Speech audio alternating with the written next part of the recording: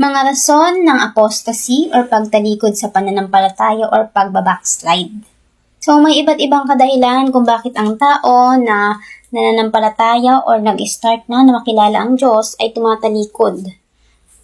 Una na dyan ay alalahanin sa buhay. Maaring sila ay naka-experience ng lubha-lubhang kahirapan, kumbaga nasubok sila nung ganong experiences sa kanila dahil mahina ang kanilang loob at ang kanilang faith at ang kanilang hope ay wala sa Diyos. So, nabuwal sila. Katulad sila ng tao na nagtayo ng kanyang bahay sa buhanginan. Nung umulan ng malakas, bumaha, binayo, yung bahay na yon nasira, lubusang nawasak. Hindi katulad ng tao na nagtayo sa bato, ang pundasyon ay bato ng kanyang bahay, which is ang Panginoong Hesukristo, kumbaga rooted by the Word of God. Kumbaga nakasento ang puso't isip niya sa Diyos, ang hope niya ay nasa Diyos, so hindi siya basta-basta mabubuwal dahil ang kanyang spiritual house ay matatag. Kumbaga talagang ang kanyang isipan ay nasa mga bagay na hindi nakikita, sa mga bagay na paparating, which is nakapokus siya sa Panginoong Jesus sa salita ng Diyos at hindi sa alalahanin na ibinibigay o nararanasan niya sa mundong ito o sa buhay niya na dumating sa kanya.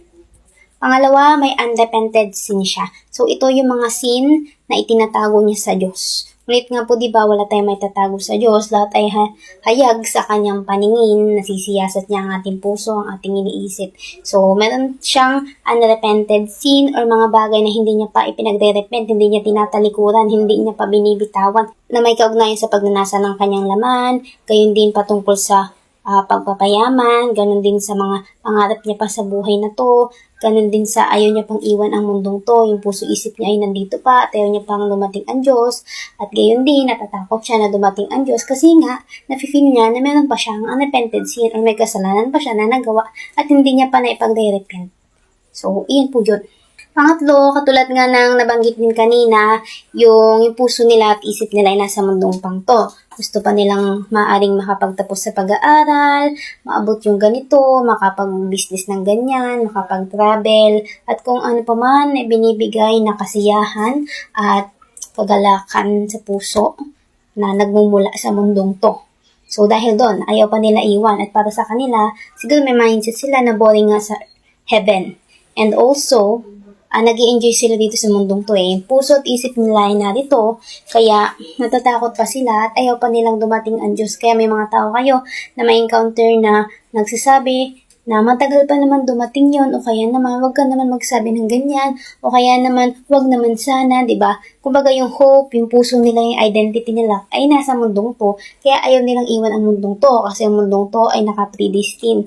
Talagang ito ay tutupukin sa pamagitan ng apoy, di ba? Babagsak yung mga bituin, buwan, at araw. Tutupok sa mundong to. So, kung ang puso at isip mo ay narito, di ba nga kung ang puso mo, kung nasa ng puso mo, narayo ng kayamanan mo. So, kung nandito, ang puso at isip mo, kasama ka masusunog nito at itatapon sa lake of fire o kaya naman sa hell if ever man na mauna tayo na mawala sa mundong to.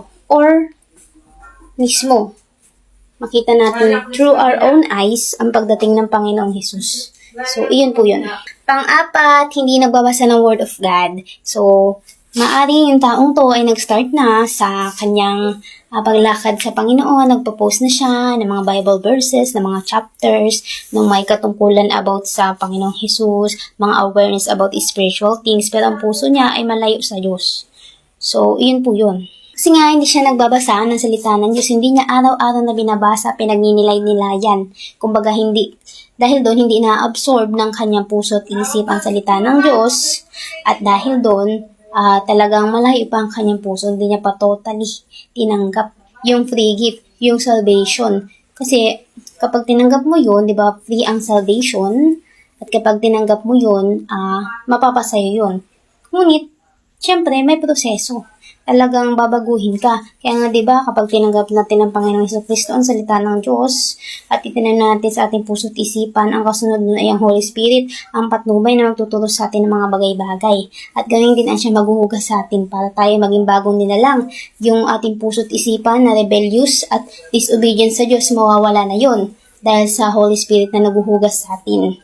Para tayo ipananganak na muli, hindi ibalik ka sa sinapupunan ng nanay mo at ilabas ka ulit. Hindi po ganun.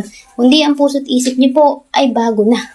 Kumbaga, yung dati yung kaisipan na makasarili, makamundo, gusto nyo kayo muna bago ang ibang tao. So, yun, mawawala na yun, yung greed, yung everything na makalupa at makalaman at mga maka-demons na pag-uugali. So, yun na po yun. At siya rin po ang siyang nagpapabanal sa atin. Kumbaga, mula sa isang antas ng kaluwalhatian hanggang tayo ay maging kalarawan ng Diyos. So, Holy Spirit po ang pumoproseso sa atin. Hinuhugasan tayo para alisin yung ating mga masasamang pag-uugali at pag-iisip. So, yun na po iyon. Kaya we need to read the Word of God every day talaga, as in, pakainin natin ang ating spirit para hindi ito mamatay. Kasi talaga sa ngayon, may mga tao na, yes, buhay sila, nakakalakad sila, nakakakain sila, pero patay sila spiritually, patay sa pagsuway, sa kasalanan, sa disobedience, sa kanilang sunod-sunod ay yung pagnalalas ng kanilang laman. So, yun na maglilid sa kanila sa death spiritually at total separation sa Diyos eternally. So, ang walang hanggan talaga. At ang parusa, syempre, yun nga, hell and lake of fire. So, yun. Mga disobedience, mga rebellious na tao. So, doon na pupunta. Pero yun nga, kapag nag-repent ang tao, pinagsisihan, tinalikuran ng kanyang kasalanan, tatanggapin siya ng Diyos kung ang kanyang puso ay talagang gustong magpabago. Diba nga po, katulad na lang ng nasa Deuteronomy, na kapag buong puso't kaluluwa nating hinanap ang Diyos, siya po ay ating matatagpuan. So, we need our heart and our soul. Talagang everything sa atin, hanapin siya, magpakumbaba tayo sa Kanya, and pour out everything na nasa ating heart. Kumbaga, para kasi yung baso na may lamang tubig, so kailangan natin itapak. Nang sa gayon, yung tubig na yun, yung maling paniniwala na yun, yung ganung mga intense mawala at mapalitan ng bagong tubig, kundi ang Holy Spirit na siyang bubukal sa ating puso. Nang sa gayon, hindi tayo mauhaw magpakailan pa man, kasi yun ay magiging batis. Ano ba yung kauhawan na yun? Yun ay hindi na tayo maghanap pa ng kung ano pa man, kundi magkaroon tayo ng contentment sa kahit sa mga simpleng bagay. So, yun po yun. Kasi ang tao sa mundong to, naghahanap sila ng identity. Opo, kasi tayo ay talaga nakaka-feel ng void or parang may kulang sa atin na hinahanap natin na missing piece, at matatagpuan lang natin ang makaka-feel lang noon ay ating Panginoon si Kristo, ang kanyang pagmamahal lang. So, pero yun nga, kapag ang tao nalalayo sila sa presensya ng Diyos, yung kagustuhan nila ang kanilang sinusunod, at sa iba sila, kumbaga, naghahanap ng identity or sa mga tinatawag na Diyos-Diyosan. Kaya nga sa Hosea, sa Ezekiel, inano ng Diyos ang tao or Israel na kung baga mga mamamayan niya na mga ngalon niya. Kumbaga nagtaksil sa kanya. Kasi nga nakipag-isa sila sa Diyos-Diyosan. Sa mga hindi totoong Diyos. So, yun po yun. Kumbaga doon sila naghanap ng identity na dapat sa Diyos para makilala nila ang kanilang sarili. Kasi nga po, ang tao talagang naghanap sila ng sense of belonging sa mundong to, maali sa pag-aaral, sa trabaho, sa achievements, or kung ano pa man. Kumbaga, sa atin may gusto tayong patunayan kasi kapag na-achieve natin yun, feeling natin doon natin matatagpuan ng identity. Pero pagdating doon, may kulang pa rin. Kasi nga po, ang kulang ay ang ating Panginoong Jesucristo, ang kanyang pagmamahal. So, yun po yun. Kaya, kapag kayo po ay may sense of belonging pa sa mundong to at ayaw nyo persecute at ayaw talaga ayaw nyo itakul kayo ng mundong to, makakilala nyo whatsoever, talagang madadapa kayo at hindi kayo makakapagpatuloy sa pagkilala sa Diyos at pagpapalalim ng relasyon sa Kanya dahil doon sa mga ganong balakid at sense of belonging at yung paghanap niyo ng identity sa mundong to. So, yun. Pero yun nga, kailangan talaga nating basahin ang salita ng Diyos nang sa gayon, lubusan natin siyang makilala. Kasi nga po tayo ay nabuhay sa mundong to para sa Diyos, hindi para sa ating sariling kagustuhan at kagustuhan ng iba, kundi para sa Kanya. Kaya dapat italaga natin ang ating sarili, ang life force, ang strength, ang voice, and everything sa atin sa Diyos. Sa ikararangal niya. Siya yung papagmalaki natin sa buhay natin, siya ang papapurihan natin. At tutulungan natin ang ating mga kapatid sa pananampalataya, mga lordship, ng sa gayon sila man din ay mabahagi na ng ganung lightness at ganung love na naranasan natin sa ating Panginoong Jesucristo. Kaya we need to read the Word of God every day. Talagang ipakain natin sa ating spirit at gayon din makinig tayo ng makinig ng salita ng Diyos sa mga taong talagang guided ng Holy Spirit. At makikita niyo naman yun sa fruit nila. kung talagang sila ay guided ng banal ng spirito, makikita sa bunga nila. So, nasa Galatians din yan, syempre, may love, may joy, may peace, may kindness, may goodness, may gentleness, may faithfulness, may self-control at patience. At hindi pa po din ng mundo ang kanilang kumbaga, inaasam kundi ang papuri ng Diyos at ang Diyos ang kanilang tinataas, ang Diyos ang kanilang ipinapangaral, ang Panginoong Hesukristo hindi ang kanilang sarili. Hindi, ito yung mga tao na hindi itinatapala ang mga Bible verses sa kanilang sariling interpretation at pagtuturo. Kumbaga, tatapalan lang nila ng Bible verses para masabing biblical, pero hindi naman talaga. So, syempre, dapat basahin ng buo yung konteksto ng salita ng Diyos, nang sa gayon, buong maipakain doon sa mga taong nakakapakinig ng kanilang pangangaral. So, yun din po yun. Huwag batalon-talon. Diba po? Huwag maging palaka sa pagsasabi ng salita ng Diyos, sa pangangaral ng salita ng Diyos. Buo mong basahin. Kasi kung guided ka naman ng Holy Spirit, bakit ka matatakot? Nabasahin yun. Ibig sabihin, gumagamit ka sa sarili mong karunungan, hindi mo maunawaan. Kaya anong nangyari? Tumalon ka sa ibang verse. So, yun na yun. Kaya kailangan talaga basahin ng buo. So, yun po yun. At sa inyong napapakinggan sa kanila, syempre, dapat po yung inyong puso, yung inyong isip, mga binabalak, motibo, parang nare-reveal sa inyong mga napapakinggan sa kanila. May pagre-rebuke, may pagdidiscipline na ginagawa. Kumbaga, nagsished sila ng light sa mga darkness na nasa inyong isipan, nasa inyong mga puso, nasa inyong nakalaya kayo sa mga tanikala ni Satan sa buhay ninyo. Kasi the more na wala kayo sa will ng Diyos, sa presensya ng Diyos, syempre po, nandiyan si Satan sa inyong mga ulo, nagbibigay ng mga lies, na siyang ikakapahamak nyo kapag hindi kayo nag-repent at lubusang lumapit talaga sa tunay na Diyos, hindi 99.9 or Jesus ng mundo, kundi Panginoong Jesus, buhay na Diyos ay sinasamba natin sa Espiritu at katotohanan. So, kailangan talaga may pagbabagong buhay. Nakikita sa buhay mo na sinasamba mo siya. Hindi lang sa salita, hindi katulad ng mga Pharisee, kundi talaga na ipapamuhay mo. Diba nga po, follow Him. So, kung anong ginawa niya dito, nagtiis ang Panginoong Hesukristo, ganun din tayo. Na-persecute siya, so ganun din tayo. At lalong-lalo na ang kanyang kaisipan ay nakapokus lang sa kalooban ng Diyos. Which is yun po dapat ang ating gawin. At ihiwalay natin sarili sa mga makamundong gawain. So, everything na hindi sa atin nagbibigay ng life, everything that's not for is against to God. So, yun po yun. Anything na hindi sa'yo nagbibigay ng spiritual growth, layuan mo yan dahil mamamatay ka spiritually. So, opo. Kaya magbasa ng salita ng Diyos, nang sa gayon, hindi mamatay ang inyong spirit. At hindi kayo basta-basta mabawal at madala ng mga alalahanin sa buhay. Kasi nga po, ang Word of God ay ang sword ng ating spirit. The more na meron tayong nababasa natin ang Word of God, the more na tayo nag-grow sa kanyang wisdom at sa kanyang spirit. Nang sa gayon, tumatatag tayo sa ating pananampalataya at hindi tayo basta-basta nasi-shake ng ibang gospel ng mga persecution or whatsoever nangyari sa mundong to. So, iyon. Sa reason, hindi ka nagbabasa talaga. Kumbaga, ang yung pinaniwalaan yung napakinggan mo lang, yung nakita mo lang, hindi mo binasa. Paano kung hindi yun align sa Word of God? Di na-deceive ka at naka-deceive ka pa. Kasi nga, inalaman mo, binahagi mo sa iba, pero hindi ka totally sure kasi hindi mo binasa So, hindi na-reveal totally sa inyo, napakinggan mo lang or nakita mo lang. Kaya naman, hindi naunawaan mo, pero hindi mo sinabuhay. So, kasama na din yun.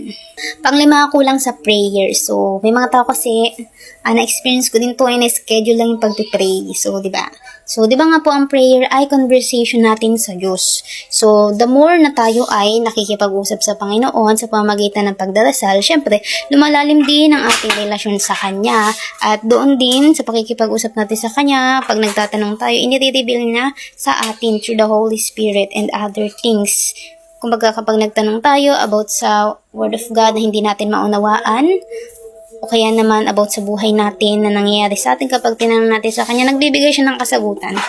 Kung talagang, tawag dito, kung talagang pinupurso natin na kausapin siya every day and night. So, kailangan talaga natin mag-pray dahil kapag hindi tayo nag-pray, tayo ay nagiging open. Kumbaga, yung protection natin in spiritual realm ay bumababa. Kaya yung mga attacks ni Satan, kumbaga, yung mga palaso niya nakakapasok sa puso at isip mo na siyang nagiging reason na para ikaw ay, tawag dito, mas stress, mabalisa. Kasi kapag nababalisa ka, nawawala ka sa presensya ng Diyos at may mga confusion na nangyayari. Nawawalan ka ng peace. So, kailangan mo talaga mag-pray at wag kang maging tamad sa pag-pray. Wag mo i-schedule. Talagang kausapin mo ang Diyos everyday. At humingi ka ng clarification, ng guidance, talagang submission, surrender sa Kanya. Lagi. Pang-anim po ay hindi nagpa-fasting. So, di ba po kasi dapat pakainin natin ang ating spirit ng Word of God at mas mapapakain natin siya kapag nagpa-fasting tayo kasi nga ginugutom natin ang ating laman at ang pinapakain ay ating espiritu. So, sa pagpa-fasting po, dapat po tayo ay nagbabasa ng Word of God. Hindi po nag-fasting lang na nagpapagutom. Dapat po binabasa habang tayo ay nagpa-fasting. Nagbabasa tayo ng Word of God. Yun po ang tunay na pagpa-fasting. And syempre po, mas mabuti talaga huwag nating sabihin sa iba na nagpa-fasting tayo kasi nga po, ang mangyayari tayo ay magiging mapagkunwari na. Kumbaga, hihingi na tayo. Kumbaga, yung motives natin is maghingi na ng praise sa kanila na wow, nagpa-fasting ka pala, ganito, ganyan. And also kasi magkakaroon ng distraction kapag po ganun. So, yun po yun. Kaya we need to fast nang sa gayon, yung ating spirit ay maging malakas at humina ang ating flesh para mas lubusan nating maunawaan ang salita ng Diyos, ma-absorb ito sa ating puso at isipan. So, yun po yun. Mas nakapokus po kasi ang isip at puso natin kapag tayo ay nagpa-fasting. Ginugutom natin ang ating sarili. Though, pwede naman tayo mag-dry fasting, like uminom ng tubig, o kaya naman 1 meal lang or OMAD. So, okay pa din po yun. Pero, as long as ginugutom natin or hindi natin pinapakain ang ating laman at mas pinagtutuunan natin ng pansin or focus yung pagpapakain sa ating spirit ng sa gayon lumago tayo sa knowledge and wisdom through the Word of God. So, iyon po yung mga rason kung bakit ang tao, ang isang believer or follower ng Diyos ay tumalikod sa kanilang pananampalataya because of those reasoning. And also, kung mababasa natin sa Galatians chapter 5, verse 7, maganda na sana ang iyong pagtakbo. Sino ang humarang sa iyong pagsunod sa katotohanan? So, yung pagtakbo po na tinutukoy dito is yung run the race patungo sa Panginoong Jesus. Kumbaga, takbuhan natin yung kasamaan ng mundong to at ang ating focus, ang isip natin, ang goal natin ay nasa Panginoon ang makasama siya. Kaya nga, di ba po, dapat ang isip puso natin iwala na sa mundong to, kundi sa pagbabalik niya na. So, dapat nagiging prepared tayo spiritually sa kanyang pagbabalik ng sa gayon, madatnan niya tayong karapat-dapat para sa kanya. Sabi nga dito, sino ang humarang sa inyong pagsunod sa katotohanan? So, ibig sabihin may reasoning, may naging dahilan, may distraction, may dumating na kung ano mang unos sa buhay mo. So, dahil doon, na-distract ka, kaya may humarang, may humadlang sa iyong pagsunod sa katotohanan o sa ating Panginoong si Kristo at ganun din sa pamumuhay ng tama ayon sa kanyang kalooban. Which is, yun nga po, denying ourselves at crucifying our flesh at sumunod tayo sa Kanya and also take up our cross every day. At sabi nga dito, verse 8, hindi kayo hihikayatin ng ganyan ng Diyos na tumawag sa inyo. So, kung may ganyan kayong mga nararanasan, feeling nyo ay shaky kayo, nanlalamig kayo, iyan po ay buhat kay Satan para alisin po kayo ulit sa presensya ng Diyos. So, sa mga nabanggit po kanina, kung tayo ay may ganyan, tigilan na natin at talagang surrender lang. Surrender, submission sa ating Diyos sapagkat siya po ang kikilos at magbibigay sa atin ng knowledge and wisdom para po mapagtagumpayan natin yan. Kasi hindi po natin kaya kung tayo lang, kailangan talaga natin siya. Wala nga po tayong magagawa kung hiwalay tayo sa Kanya. Hindi tayo mamunga kung hiwalay tayo sa Kanya. So, kailangan po nating manatili sa Kanya sa presensya niya. So, yun po yun. So, God bless po and Shalom.